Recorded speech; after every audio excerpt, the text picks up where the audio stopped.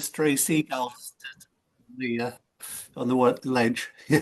Okay, so a very warm welcome to Jonathan Jones, who's our special speaker tonight. Thank you for joining us this evening, Jonathan.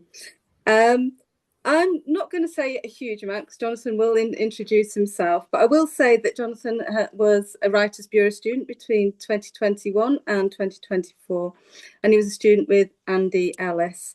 So over to you, Jonathan. If you can just give us a little bit about your background and Yes. what brought you to writing. Yes.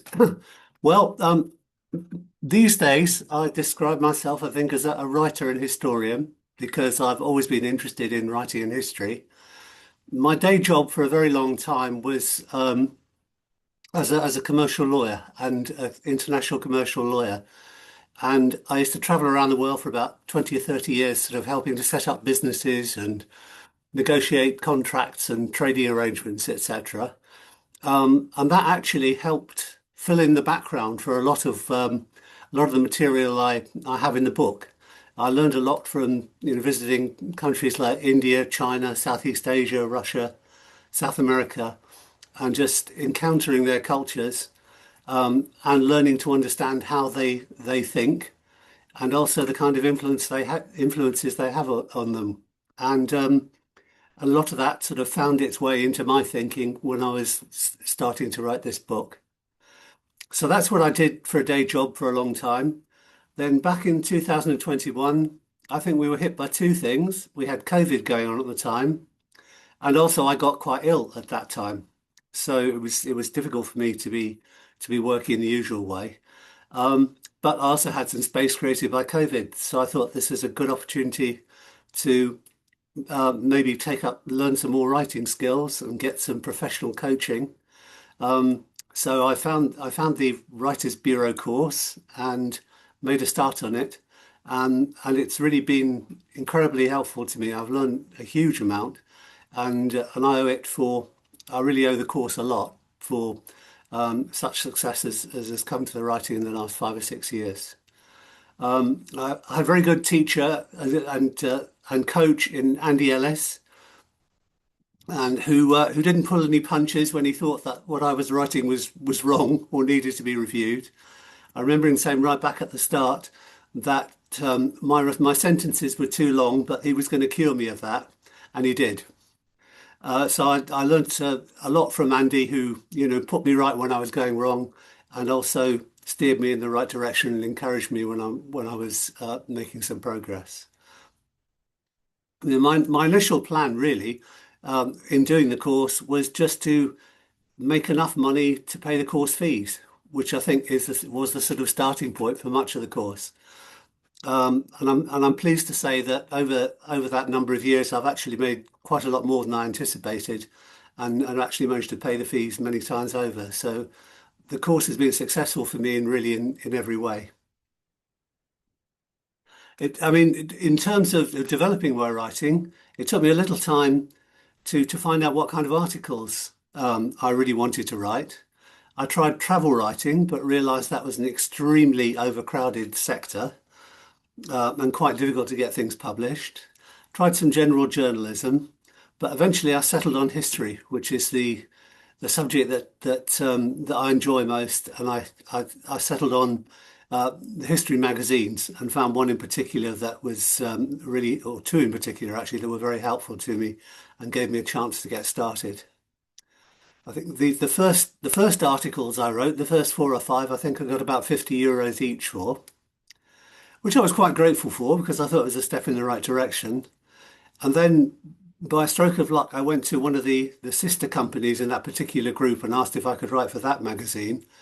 And I was surprised that they were paying €250 for about the same amount of work. So that was a lucky break, and that really gave me some encouragement. So that I'd done quite a lot of history writing in the last 4 to 5 years. Really enjoy it, love the research, and hope to be able to continue doing that as well. And in the background, there was the idea for this book was forming. While I was working between about 2015 2020, I did an MA in a part-time in a branch of anthropology and history at the University of Wales. And it was a specialist part of archaeology, really. It was the humanities' relationship with the sky, and how that had developed over many millennia. Something I very much enjoyed doing. And we had to do a dissertation at the end of this MA, and I decided to do it on humanity's relationship with the sky and economics and finance, which sounds like a strange mix, but there is a lot of material on it and a long history. So I did that as my MA. I did the dissertation, and after it was marked, somebody in the faculty said to me, this is quite an unusual subject. We haven't done this before. Would you like to do a PhD on it? And I thought about it for a while, and I thought, well, actually, I don't think I will. I think I'd rather write a book on it because I knew it would take a long time to do the PhD.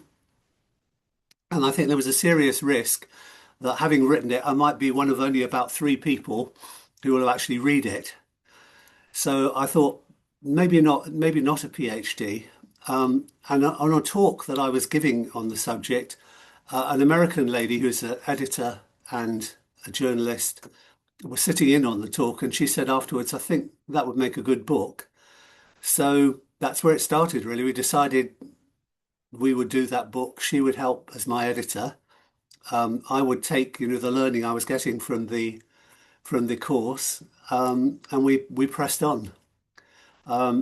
It's taken quite a long time, but it's been a real adventure, I have to say. It's been an opportunity to meet all sorts of different people. I mean, 7 or 8 years ago, I had the opportunity to explain it to Prince Charles, as he then was, now the King. He was quite interested in the subject, so I explained it to him. And I've met, professors of Assyriology and mathematics at Cambridge University, and a professor of education at Harvard, all sorts of different people in different places, including one of the world's great astrologers, several astronomers. It's just been, a very interesting journey, and I've enjoyed every minute of it. So that really is the history of how I started on the book. And it's taken a while. There's no doubt about that. It's probably taken me about best part of 4 or 5 years, I guess, to get it now into its final form and published. But I realised as I was going on that it was going to take perseverance to get through this project because it wasn't going to do itself. And there were, quite a lot of of rewriting going on at different stages and fresh information coming in, etc. But I was very lucky to have Kate White, my editor, alongside me, who sort of kept me to the subject and from wandering off, and together we got through to the end of it, and I managed to get it published. So it's been yes, I described it as an adventure, and it was an adventure, meeting people from all walks of life in different countries, visiting Stonehenge and sitting in the middle of the stones on midwinter day, visiting Mayan remains in the middle of the jungle in Mexico, Indian temples, and meeting lots of Chinese businessmen also along the way, and discussing feng shui and how that relates to the relationship with the universe. And working at one point with an Indian billion, or somebody who went on to become an Indian billionaire, in India, where this subject is widely used on a daily basis. And all of this sort of added really to the mix. So that's the background to it. And we decided we discussed how best to actually get this story out. We decided, as I said before, we decided I wasn't going to do this as a PhD. It would simply have taken too long, and I don't think it would have reached a wider audience. So we considered getting publishers involved, We did have interest from a European publisher, and that interest is still out there. So if we get to a point where we put it out in different languages, we may take that offer up. Um, but we decided on balance that we would set up our own publishing house, so to speak, and we would self-publish it, and we'd use the Amazon route to self-publishing to do that. And I have to say, for ease of getting your book out there, it's very good. It really is. The instructions are relatively clear on how you actually get the book prepared. They give you different options as to how you're going to, what it'll look like when it goes out. And they give you a relatively easy route to market. They print the book. People go online, they buy it on Amazon. Amazon then prints the book and sends it out to the person who's bought it. They take obviously a fairly healthy cut from that, in addition to their costs of printing, and you are left with a royalty, and they send you a royalty summary every month. But it's a lot easier than other self-publishing routes I think have been in the past, and it's pretty easy to understand and work with. They're also quite generous in allowing you to buy several hundred copies of the book for your own use. So this isn't what we're doing here isn't really a money-making project as such. So if we pass them out to professors and students, etc. As we go along, we're happy to do some of that alongside the sales. But all in all, it's actually a fairly easy process to get your book set up on it, to get the version you want of that book amidst a variety of options and get it out to the public. So we've been very happy with using that method. One aspect of it, of course, is you have to do all your own marketing, and that's something I'm learning about as we go along. Really, we only published it, at the very end of last year. Taken a fairly cautious approach to it initially, just to see what people thought of it when we first put it out, see what the reaction would be. And the reaction has been favourable. We've been, very glad about that. The people have enjoyed reading it, and now we're getting to a point where people are starting to review the book, to put reviews in magazines, etc. So I felt as we've gone along more confident about trying to spread the marketing net out somewhat, and go, address large organizations, big Facebook groups, etc., to put the book out there rather than the very relatively small number of people that we started with just to test the water. So it's really an ongoing project for us. It was partly academically based to start off with, but people who have read the book are coming back with thoughts, ideas, observations on it, which is kind of adding to the whole mix. And some people say, "Well, are you going to follow up with something else now on the same subject to develop the subject?" I think the answer is we probably will actually eventually, because quite a lot of people have come back with ideas, and things that we can develop for a sort of next version. But now the challenge is, I think, trying to get it out to a broader public, to make more people aware of it, to get more book reviews done in different places, and also to internationalize it more, because our initial efforts have been largely in the UK. So I don't know if anybody has any questions so far on any of that. It's quite a lot to take in, I know, but Yeah, we've whizzed through that. I've no questions so far. I've yeah. got a couple, but if anyone wants to ask a question, please put it in the chat. Um, so just give people a minute to do that. So I know you've chosen the KDP route through Amazon. Did you explore any other routes? Like with using a local printer or anything like that? Or Yes, we did. We could yeah. we considered those things. Mm, But actually, the advice we were getting back was go the KDP route. Oh, right. Um, Okay. That's interesting, yeah, isn't so it? we thought about that. We thought, well, we can get this printed up, locally. I think the disadvantage of that is in many ways that you could say, pay a printer to print 1,000 copies, and then you've got 1,000 copies on your hands Mm, mm, yeah. that you physically have, and you have to sort of sell those 1,000 copies. Mm, mm. Big plus Yeah. about, sorry, carry on. Yeah. No, no, no. I think that's right. I mean, there's also, did you consider any of these hybrid publishers at all? Um, Which particular ones are you thinking about? well, there's quite a few out there, aren't they? There's ones that are obviously vanity publishers who just want you to give them lots of money, and then they do stuff. But then there's other ones that sort of will help you with the editing and with the proofreading, and they're a bit more considered. Um, Yes, but you still have to sort of contribute to the costs of the production of the book. sure. Well, the as far as the editing was concerned, I was very fortunate to be working with Kate White, who was the American editor Mm, I appointed. In some senses, she was the one who had, started the book in many ways by saying to me, "Why don't you write a book on this?" mm, She's a trained journalist. She's a very experienced editor, and she's done a terrific job, really, in the whole thing.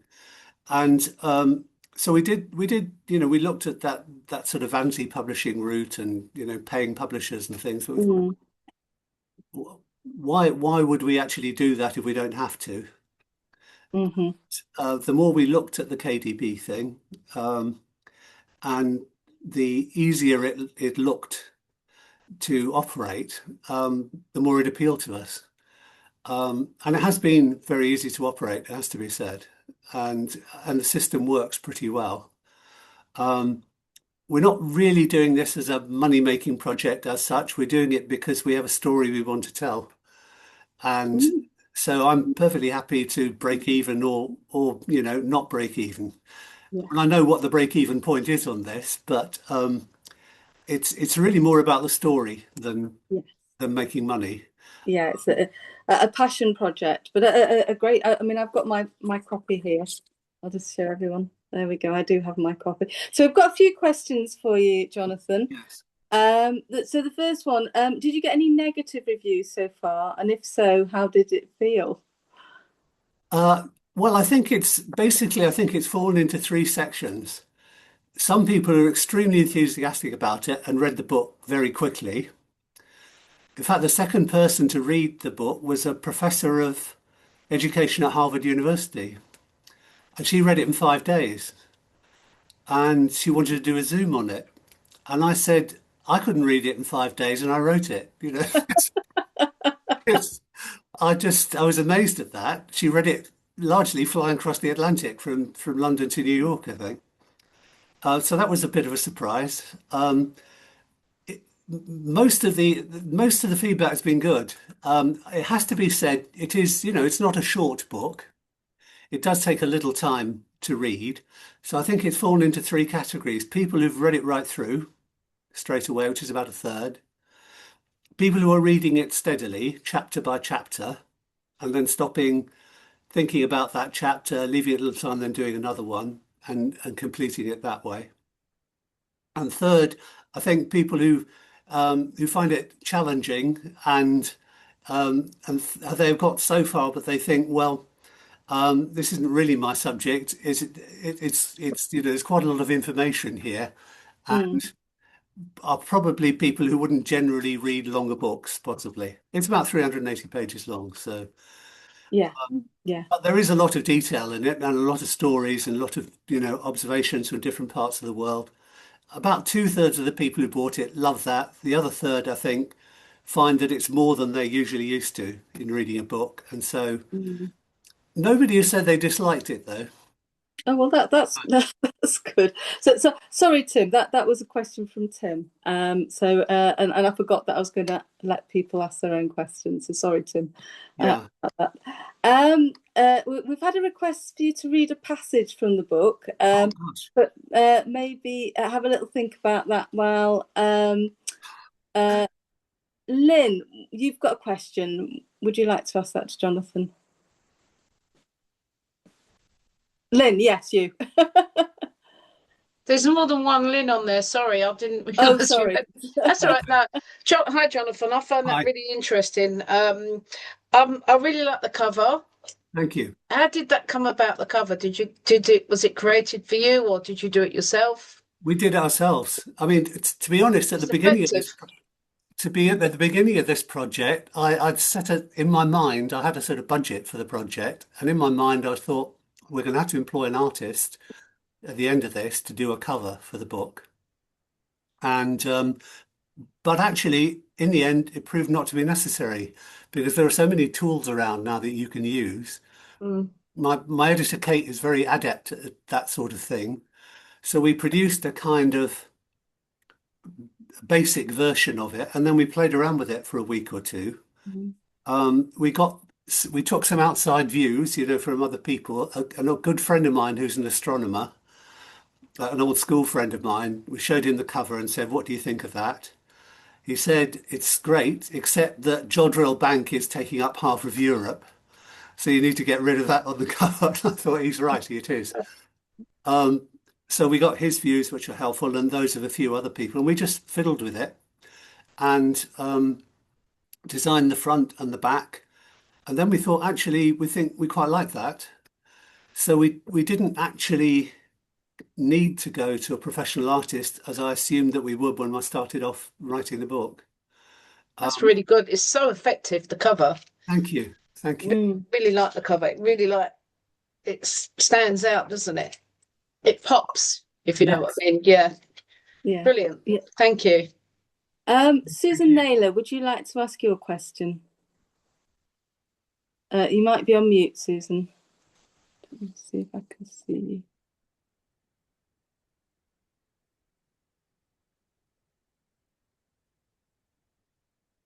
Yeah, you're on mute. Would you like me to ask it, Susan? Right, okay. So she says, how long did you say it took you to write your book initially? I would say the whole process probably took about 3 or 4 years. Right, Be- yeah. Partly because it's a subject is dynamic. New things are being discovered all the time. And something, I was finding towards the end, something that we'd covered 3 years before, some new information had come out. So you had to bring it up to date, so to speak.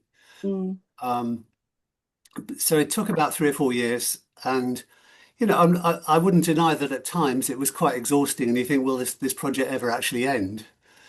And then suddenly it does. Or when it doesn't end, you just have to move into a new phase and you try and market the book. But yeah, it took about 3 or 4 years, but I think that was really because of the nature of the material that there was so much to talk about in so many different places, and some of the things changed, and new ideas were brought to the fore that we had to put in the book, essentially accommodate. Okay, we've got similar questions from Malcolm and Susan again, and it's actually about the content of the book. Is the book about ancient people or modern people, and does Both. it deal with their beliefs? Yes. It's to do with ancient people and modern people. And I'll give you an example of it's to do with their beliefs, but frankly, it's also to do with the practical way that people going back to the Stone Age, so to speak, and right up to the current day, have related to the sky. And over most of that time, needed the sky to give them calendars to live by, to give them ways of timing their activities, to actually survive. If you're a Stone Age human being in a small tribe in Siberia or whatever, you learn after maybe a few millennia to read the movements of the sun, the movements of the moon, to understand how the seasons are changing bit by bit, so that you can start looking up at the sky and say, right, we know about the sun. The sun comes out, we have light all day. The sun leaves, we don't have any light. We've got the moon. The moon changes over a period of 28 days. All of that you built into a calendar, and it's a calendar you can use to live by and also start to plan what you might call your economy by. You begin to understand seasons. You know when the herds of deer or whatever are going to come, from the north or the south to hunt those. Eventually, you learn to plant crops. And you also need the sky to act as a calendar and as a pointer as to when you plant and harvest the crops. And so it goes on and gets ever more sophisticated through the whole of human history until, and this is the bit that might surprise people most, the people who run the money markets in Wall Street and New York and other parts of the world, they use this stuff to help them do their planning and their trading. And I know that because I know some of these people. I know exactly what it is they do and how they do it. So it's a story that runs from the very, very beginnings of mankind to today. And it's all still going on, but it's a kind of hidden story that most people wouldn't know Mm. about.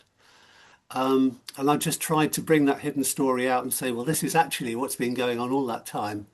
And lots of people haven't known anything about it at all. Yeah, And it still but goes on. Yeah. absolutely fascinating. And once I finish my current book, I will be stuck into that. Um, so Kimberly Fawcett, you've got a question for Jonathan.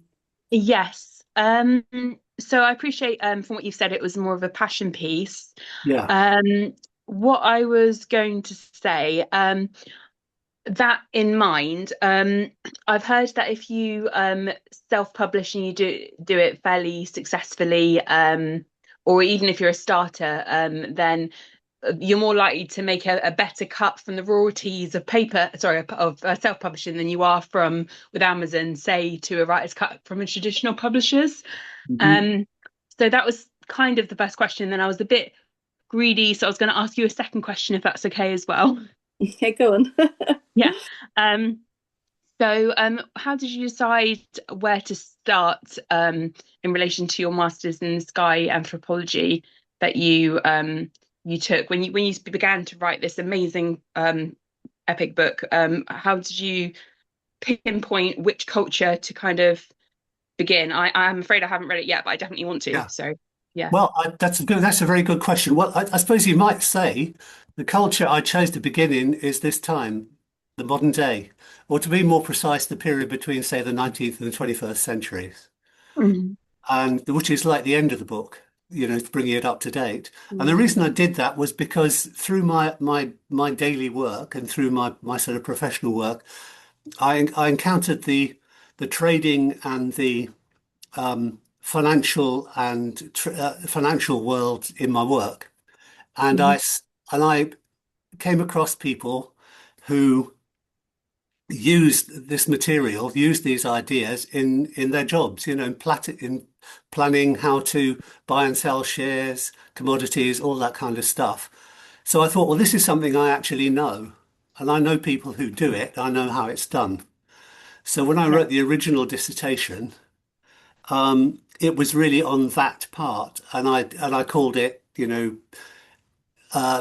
really the literature that governed that particular thing in the 19th to the 21st century. But having done the dissertation and done quite a few talks, and people, when it's explained to them, they really do find this interesting, I have to say, because it is an interesting part of life. They really enjoyed the talks, and I saw that there was a good response. And then when Kate said to me, "Why don't you write a book on it?" I thought it might be more interesting to write a wider book, not just about the money Mm. markets and stock markets and commodities and things, but about the whole history of this, going Yeah. right all the way back. And that's how it expanded, really. Um, and one right when I started doing that from prehistory onwards, the first bit is on prehistory, and then I thought, what civilization or what culture in the world is there that is so old, that we can use that particular culture as a starting point? And I thought really hard about this. And then it occurred to me, I'd been on a trip to Australia just around that time. I thought, oh, the Aboriginal country, the Aboriginal culture, which most people don't realize, their culture has survived for 50,000 years. The Aboriginal culture in Australia goes back, has its roots 50,000 years ago. And it developed in pretty much isolation for most of that time. There were very few visitors to Australia in that time until the Europeans arrived, a couple of hundred years ago.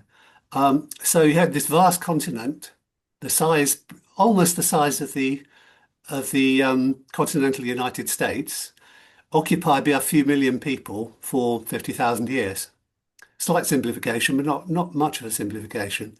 And what they did was that because the weather was ideal for this in Australia, because it doesn't rain very much in central Australia or around the edges, you had a clear sky all the time. And you could look up to the sky and see the constellations passing and the sky changing as time went on. You could see the shape of an emu as a constellation in the sky. And you could say, well, so what? So you could see those things. How is that useful? And the answer is it was useful because the sky changed at different times of the year. And from that, they learned how to hunt certain things, how to fish certain fish. It became a huge calendar that they were capable of reading themselves. And they developed their culture around it. And when I looked into it, I thought it was an absolutely fascinating story that they'd lived in this isolation for 50,000 years, which is much longer than any other culture on Earth that I know of anyway. And had learned to live heavily embedded in nature, essentially. They worked inside nature and with the sky and lived this totally natural life. Fascinating, absolutely fascinating. Thank you, Kimberly, for your question. So if we go, I've got a couple more here, Jonathan. That's why I'm interrupting. Colette, would you like to ask your question? Hi, Jonathan. Hi, Susie. I'm sorry, I don't know how to put my camera on. That's okay. We can hear you. So, yeah.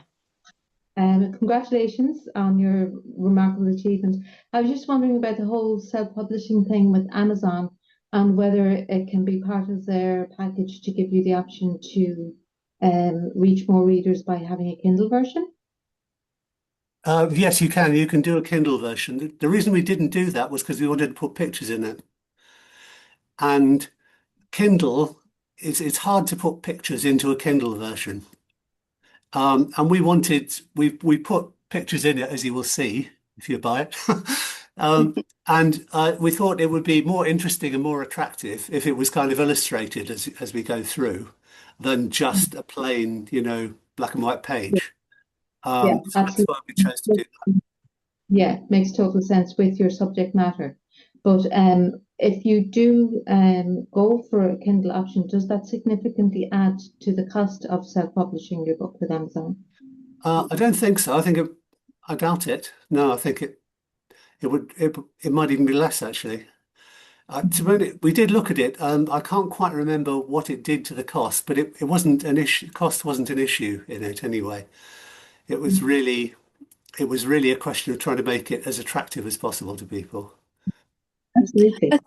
I vaguely remember when I've done Kindle that the Amazon KDP, but this was quite a few years ago, that you had to set the Kindle version differently to your printed version. It was another setup. Yeah, I'm correct with that. So yeah, you're basically doing the setting twice, aren't you? But apart from that, so it's more a time cost rather than a monetary cost, I think. Yeah. Okay. Yeah, but thank you for that answer. Amanda, you've got a question. Amanda Davies, if you're there. You're on mute, Amanda.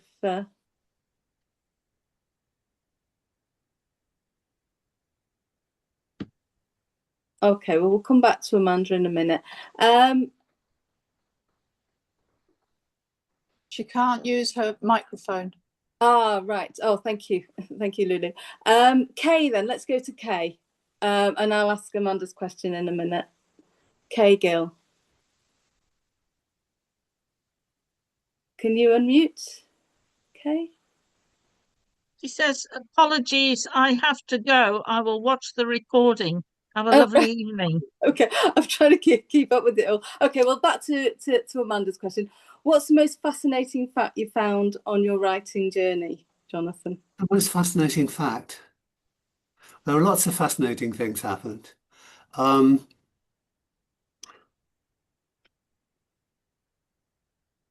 well, in many ways, one of the most fascinating things, and this is ongoing and might actually make its way into to a book too, that people seem to want to write. People keep telling me we need to do, but one of the most one of the most fascinating aspects to it is um, a thing called the Babylonian Diaries, and this is something that kind of connects to the current day as well. Back bet back between about 1000 BC and about 500 BC, in the Middle East, there were two cultures who used to sort of interchange with each other, Babylonia and Assyria, and they were very ruthless people. They ran a very brutal, ruthless empires, but they were also incredibly intelligent. They were very good at mathematics. They were very good at astronomy. They even invented the first sort of form of calculus. They were incredibly smart people. And they set up a project that lasted 600 years. And the project started in, I think it's about 700 BC, I recall. And the idea was that they had a temple in Babylon, uh, and priests dedicated this temple. The idea was they were recording the night sky every night for 600 years. Now Wow. they recorded the night sky. That was in one column. In the next four or five columns, they recorded the prices of all of the key commodities that they lived by, like barley and olives and sesame and things like that, the things that they regarded as key to their civilization. So you have in column one, you've got the night sky and what it looks like at that time. Then you've got these six commodities. Then in the next column, you've got political events, and the column after that, military events. And this experiment went on for 600 years, every day, sometimes more than once a day. They recorded prices. And what they were actually doing was the world's biggest empirical experiment, until very modern times. In fact, when you think about it, nobody's done 600-year projects since or before. But the data they were getting out of that, they were analysing. So all the records were kept in these temples, and some of them, quite a lot of them, are now in the British Museum, all in cuneiform writing. And what they were doing was they were creating a huge database. And they were cross-referencing the movement of the planets and the stars and the sun and the moon in the sky to see if recurring patterns affected their commodities, their barley, their wheat, their olives, etc., and also political events. In other words, they were laying the foundations of what would later become a form of astrology, but not like the sort of newspaper astrology that most people think about. But this is a serious experimental thing. And one can only assume that they thought it was worthwhile, otherwise they wouldn't have kept it going for 600 years. And then after both of those civilizations fell, the Persians picked it up as well. They kept going, and finally the Greeks also picked it up. And the methodology they were using was exactly the same kind of a methodology as is now used in the City of London on Wall Street. Is the collection of data, the cross-referencing of data, and the looking for patterns. And will those patterns help you to know when it's time to buy a commodity and sell it or not? And that's so pretty well what is being done, even as we speak, all around the world, in the big financial capitals of the world. Mm, The Babylonians and the Assyrians started this off, and they did yeah. it for 600 years. Well, it's big data, isn't it, basically? It's big data. Big data, and it's in marketing, it's in, like you say, on the stock market, it's how they're using it. Yeah. But there was a sub story that goes with this. I was lucky enough to be invited to go and see the Professor of Assyriology at Cambridge University, which was a big honour to me, huge honour. Mm. And he gave me lunch at Trinity College, Cambridge, and we spent the afternoon talking about this stuff. And I pointed at a picture in one of his books, which was a picture of the king, the Babylonian king, sitting with his advisors around him, but up in in the sky are all the stars all around them. It was clear what they were doing. But on an altar in front of them, they had two sesame cakes. The Babylonians loved sesame, and they'd made these sesame cakes, and they were sitting there on the altar. And I just pointed them out to the professor of Assyriology, and he laughed and he said that very day in Trinity College, Cambridge, he had asked the people who do the kitchens in Trinity College to make some Babylonian sesame cakes. And the reason he'd done that is because the man who had taught him to read cuneiform script was 100 years old that day. And he wanted to present him with these Babylonian sesame cakes, which was funny because I just pointed them out to him in the book. Fantastic. Lovely story there. Right, we've got a couple more questions here. Susan Batten, you've got a question. You'll be on mute, Susan. I'll find you. Yeah. I was interested in the sky for navigation. Yes. Obviously, all the great maritime discoveries which followed started with the observation of the stars and the positioning and so on. And I imagine this is something you covered in the book. There's a lot on that in the book. You know, the Polynesians, the Vikings, you know, lots of cultures. Yes, that's a big issue in the book. And the the importance of it to trade, and the voyages of exploration, etc., and map making, all of those things. Yes, there's lots of that in the book, and you realise, that the Polynesians are an astonishing culture. Again, they had this vast area across the Pacific Ocean that they could sail pretty well, sort of pinpoint sailing using the stars to get from one place to another over many generations that they'd learned, and crossing thousands and thousands of miles of ocean using these techniques. Yeah. So the circumnavigation was well before the European exploration of Sebastian Elcano and people like that going around the world. The Polynesians probably knew all the secrets well before that. Could be, but there were certainly, in different parts of the world. I mean, if you think about Homer's Odyssey and the whole sort of Homer books, there are very clear references, some of which I make in the book, about how the Greeks and the Phoenicians, etc., crossing the Mediterranean, they were looking up at the stars and they could see the Great Bear up there. They knew if they steered towards the Great Bear, it would take them to where they were going. This goes a long way back, all this stuff, and it's just part of life, and it's part of living in nature. Yeah, it is wonderful. I mean, it's a shame that we are in polluted skies now in our cities, but if you can get out of the cities, the sky is an amazing thing to observe. I mean, as most people here know, astronomy is my one of my many hobbies. Right, so moving on though, we have got some more questions here about the publishing side. Yes. So Sylvia and Kenny, if you'd like to ask your question. Hi, Jonathan. It was just Susie. It was just to find that like if I publish through Amazon, would I be able to sell it through other outlets like other websites, or would it just be through Amazon that you'd sell it through? Well, you'll have to read the contract yourself, I think. There are various terms and conditions. I think they want you to sell through Amazon.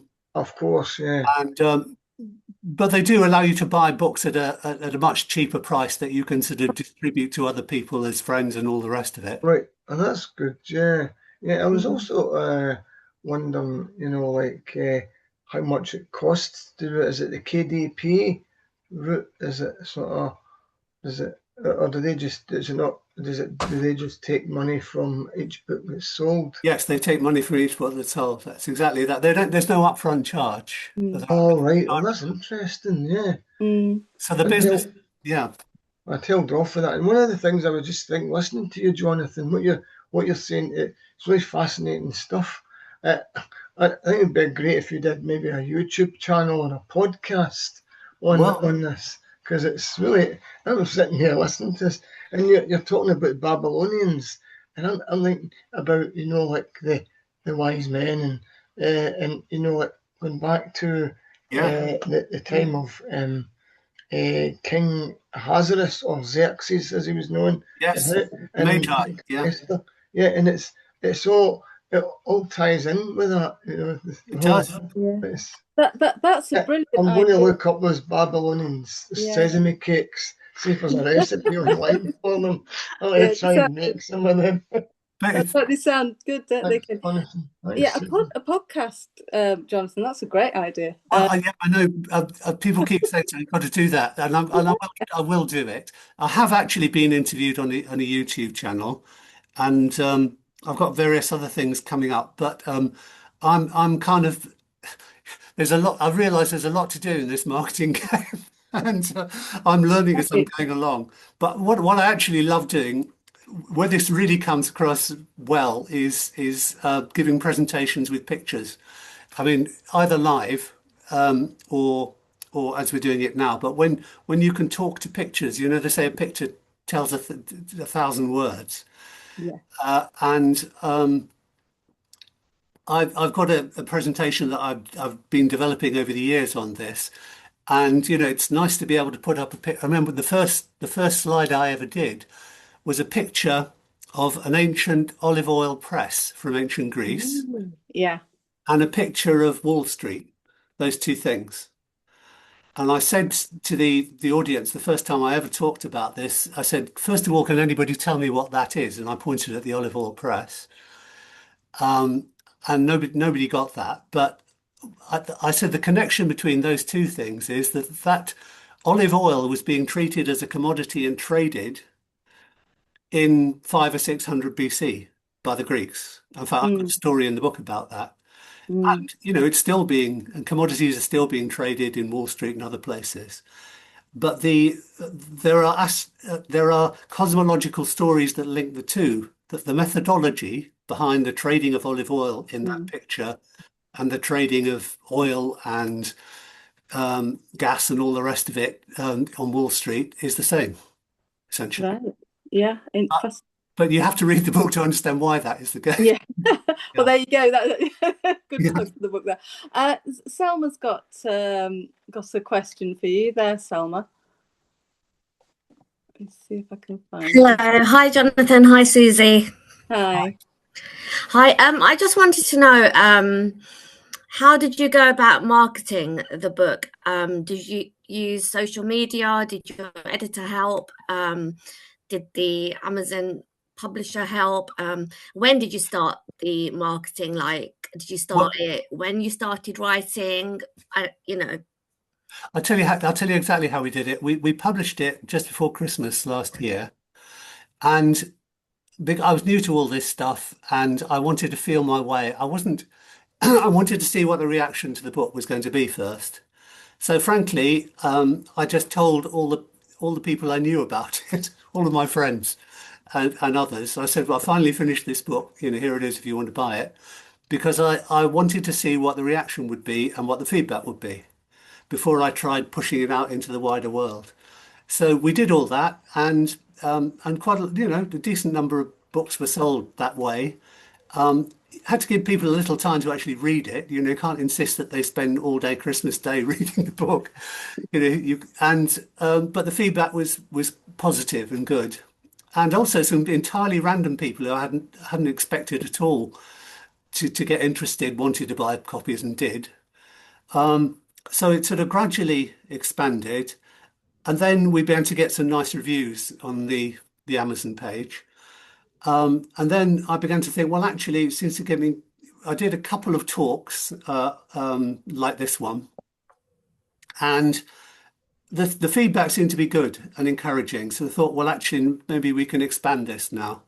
So there are various societies, whose members would be very interested in this material. So I'm working with one of them at the moment. They're going to do a review in their magazine. I'm going to go and speak to their society. They're on Facebook, so they've got 10,000 people on their Facebook page, which I've just put my stuff on. So I'm trying that. We're trying now to sort of expand the thing, but also maybe to be a bit more focused, thinking about, right, who are the people who are actually interested in this stuff? And I think it's, generally people who are interested in history are interested in it, and archaeology, um, and I suppose, astronomy and astrology as well. Those groups of people would be the people who would instinctively want to buy it straight away. So by focusing on those people and the very large groups they belong to, we're hopefully making steady progress now, rather than just doing a kind of random, just send it out there and see what happens. So when you say reaching out to these groups, is it social media, their social Um, media pages, or you email? I don't know whether would you call Facebook social media? Yeah, yeah, yeah. Well, the answer is yes in that case, yes. Okay, okay, yeah. Yeah, and Perfect. Yeah. so yes, and Facebook's quite a good one to do because I know that Facebook isn't kind of down with the kids anymore. It's a much more sort of um, it's thing that the people who are older use, but they use, or we use it, I should say, to to keep in touch with societies and organisations that are Yeah. interested in the things we're interested in. Mhm. So, I realised, for instance, when I sent it out to one organisation recently that they had 10,000 members. Oh, So instead right. of just sending it to a handful of people, you're actually bringing that to the attention of 10,000 people. Yeah. Oh, thank you. Thank you for that answer. Thank you. Right, Tim, you've got a question. So would you like to ask it this time? Thank you. I was just interested, did you deal in any sort of non-facts, if you like sort of myths? I suppose I was thinking of the Star of Bethlehem or other similar things where people have looked at the sky and they've made assumptions and of sort of legends without necessarily it being true fact. Um, well, it's interesting you should say that because um, I would say that I've attempted to make the book 80% logical, entirely logical. In other words, that um, the ways that people were using the material they were finding in the sky and the um, all the different sort of relationships they see in the sky and the movements of the planets, etc., could be used logically to create calendars, etc., and navigation that help them move their civilization forward. So I wanted to have as a bedrock 80% pure logic. In other words, yes, I get that. That all makes total sense. The other 20% you might call is in the liminal zone, which is the zone beyond pure logic to things, the example you've just given is one example. Or, for instance, the how the Magi, who were, significant people of significant importance in the ancient Persian Empire, how they operated and advised the king on astronomical, oblique astrological things. And that liminal zone is where things cross from being purely logical, scientific, astronomical deduction to that word astrology, which is, most people think of as newspaper stuff and rather silly and ridiculous and so on. But in many parts of the world, it's used all the time. But there are stories in that, and I think I flag up, some people will find this difficult to believe, but which say, yes, it's a bit like the Star of Bethlehem. The Magi were involved in that, weren't they? But the Magi had been advising the Persian kings for hundreds of years before that, and they would go on military campaign with them, and they would point at the moon, and as happened in one of their invasions of Greece, there'd be, as they were crossing the Bosphorus to go into Greece, there's an eclipse of the moon. So everybody looks up and they kind of panic, and the king turns to the Magi and says, "Tell me what that portends." And the Magi say to him, "It portends, Majesty, the eclipse of one great empire and the rise of another." So the king thinks this is great. We outnumber the Greeks massively here. It's all over by the shouting. Let's just keep going. This campaign's going to be a success, and Greece will be obliterated. And then, of course, it all goes the other way, and they lose. But on the other hand, you see, people were in those days, and they still do in some places. They take that as they took the words of the Magi as being of key importance to them. The fact that they got it wrong on that day, but it was still acted on, shows how they could influence the conduct of a huge military campaign. So all that stuff was out there then as an extension of the purely logical stuff in what I would call a sort of liminal zone. And that stuff is still out there today, particularly if you go to India. And I've worked a lot in India in my legal role and my commercial role. Um, I've sat in the boardroom of a major Indian company where the company secretary berated his colleagues. This was a huge Indian company for failing to take into account astrology in making a decision about when to do something, and it had all gone wrong. And um, and I said afterwards at the end of the meeting to the Indian colleagues I was with, do you think that was, was that real, or was that just for our benefit to to make them think that they actually took that decision, with the wrong things? And they said, well, look, we'll check with our astrologer. And these were lawyers as well, lawyers and businessmen.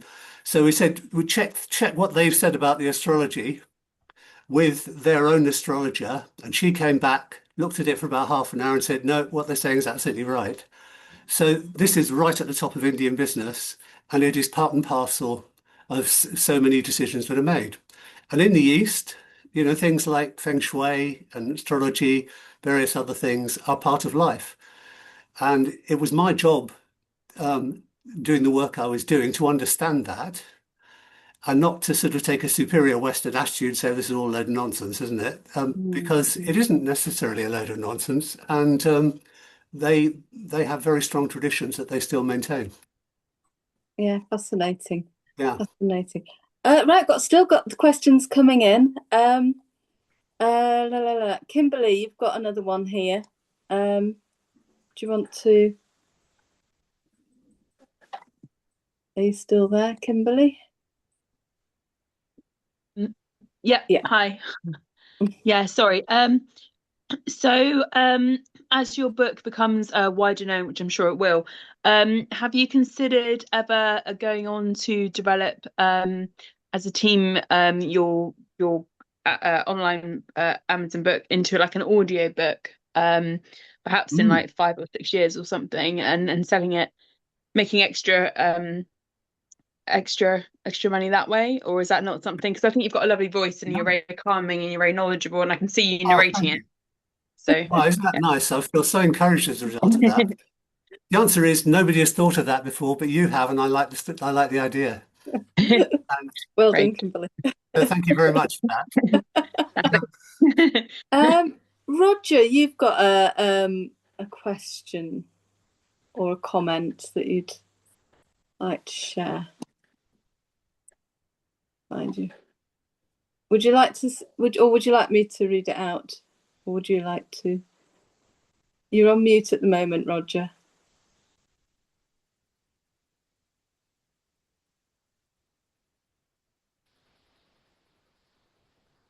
Can you hear me now? Yes, we can hear you now. Yeah. Right.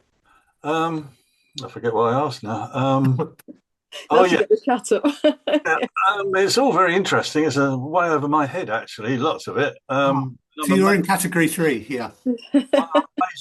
However you thought of it in the first place, but you're talking about your marketing strategy. As I quickly try and read what I wrote. Yeah, it seems fine for a self-published book. I'm right in thinking you are self-publishing through Amazon. So I assume if you drum up the business, Amazon print more as the orders come in. Is that right? Yes. But what about, you see, I take railway photographs, and I've had, my first book was through a publisher. It was like, well, it's one of the top railway publishers. Yeah. And they printed 1,000 or 6. I think the first one was 600, and when they went, they went. Now I've got another one that's nearly. I think that was 1,000, and that's nearly gone. But when they've gone, they've gone. So I'm thinking about a third one. Well, for about a year now, because I'm a bit lazy, and that's my trouble. But the third one, I was thinking I found a printer, but do I want 1,000 copies in the garage? Yeah. You know, taking people ring up, taking their credit card. So okay, you could do it through Amazon. Would that be best, do you think, than looking for another railway publisher? Well, put it this way, the pros and cons I mean, you've hit the nail on the head really for me in one way, which was, did I want 1,000 books in the garage as well, that I would then have to go around sort of, selling myself? Um, the It's a lot of book. It's a lot of space, isn't it? It is a lot of space, yeah. And I thought if somebody else, to me, in a sense, this was a really good publishing model because unless somebody wanted to buy it, it didn't get printed out. Oh, do they print on demand then? They don't Yeah. print like 200 straight up. No. They print on demand. Right. Okay. So that was the beauty of it to me, in that we were not being asked to have 1,000 copies in our hands and then sort of hawk them around the place trying to sell them. The selling part is promoting it, I suppose, to a certain extent, like we're doing now, and in other ways, like on Facebook and all the other means of doing That's it. what I need to learn, isn't it? It's all been someone else's responsibility up till Yeah. now. So the price of the book includes Amazon's cost of making it. How much is the book? Sorry to interrupt. I think it's about 1950 or something like that. Oh God, really? That's quite cheap. Do you think so? Yeah, mine was 30 quid. Sorry, it's £25.50. No, actually, You're going to be putting it up now, aren't you? You're going to go up to Amazon. well, do you know, and you're putting the that second up. person to have said that. I actually thought that was quite expensive. Really? when we No, put it no. on. No. But it is quite a substantial book, and I think it's quite nicely presented as well. So actually, maybe I'm just being too conservative in that. But so out of that £19.50, Amazon take their cost of production, they take their cut, and then the author, so to speak, we get the rest. So Yeah. I mean, there's no money in it as far as I'm concerned. You know, the publisher, I think they paid 20%, or was it 15%? I can't remember. But the thing was, at least I had total control over the book, the cover, whether the inside contents, the beginning, at the end. I could write the forward. I could do everything I wanted and position things in pages. If I didn't like what they did, I could change it. So Yes. there was nothing that I wanted done that they didn't do. But I'm wondering, my question, I'm leading up to, do Amazon, like, they've got someone to do the cover, they've got an art No, specialist. we did the cover. We did Oh, the that's cover. good. Yeah, okay. So you can suggest to Amazon, can you? I want this particular locomotive on the front cover, or No, whatever. you don't suggest it. You just tell them that's what we want. Yeah, Oh, you great. do exactly as you want. Yeah. Just a finish. Sorry, I know I've used up a lot of time. No, it's perfectly that's legit fine. questions, and I can understand why you would ask that, because if Yeah. you use a railway publisher, they know all their readers are railway people, aren't they? Yeah. So that's But an they, advantage. Yeah. you know, but when they've gone, they've gone. They print a run and it's gone, unless there's a massive demand, which why would there be? But what I'm saying is, are you suggesting that because I've got 2 or 3 that I could do, are you suggesting do them through Amazon? Well, there's a pro and a con. The pro is it's simple. I mean, you have to design your own cover. I have to say, I'll just give a plug to the lady who edited this book for us. She is absolutely brilliant. She's a great editor and just brilliant at, all the sort of business side of it as well. So I was fortunate in that respect. She is, just exceptionally good. If you do it yourself, you're going to have to design your own cover. But having done that, frankly, creating the rest of it is not that hard. If you've got a bit of patience to do it with Amazon. I love it. I love doing it. But I just wondered how much control I'd have. But not much, I would think. You have complete control. I'm not sure because yours is a photo book, though. Photographs and narrative, both. Yeah. It's just, you just have to check the quality of the paper and things like that, so your photographs brilliant. That's produce really nicely. But what you can do with KDP is you can have just one book, printed, and so you can get a copy for yourself, and you can see exactly how it turns out in print before you release it on the world. Yes, so you can indeed. make any adjustments. And I actually know someone who's written a novel, and they wanted to see what it would look like in book form, so they uploaded it into KDP and just to see how it would lay out and what all the problems were and everything. So that's an interesting little project you can do yourself. Okay. I guess the more we talk about this, the more I realise that the real issue is how you get it out to the wide world. Yeah. The marketing, yeah. Absolutely. I think the actual Amazon process is a really good one, but it's up to you to get the world to know about it. Yes, but obviously my initial point was it's like the whole world knew about it. They'd only pressed like 600 copies. Yeah. And Morton's Press, or whatever they were called, Morton's Publishing, unless they were inundated, from everybody in the world, they wouldn't do any more, would they? So, happy to do 600 or 1,000, sell them, and then where's your next one? Yeah. So I'd have more control if it was self-published, is what I'm saying. Yeah. Sorry, Maybe. that's enough Yeah, from me. maybe. Honestly, no more. Yeah, have a think. Well, have a think about that, Roger. That's great. Well, we'll make that our last question because we have run over a little bit on time. Just one thing, Susan, and there is an Astronomer Royal. Yes, there is. That still exists. And Selma says it's true. Your voice and tone are being very calming and soothing.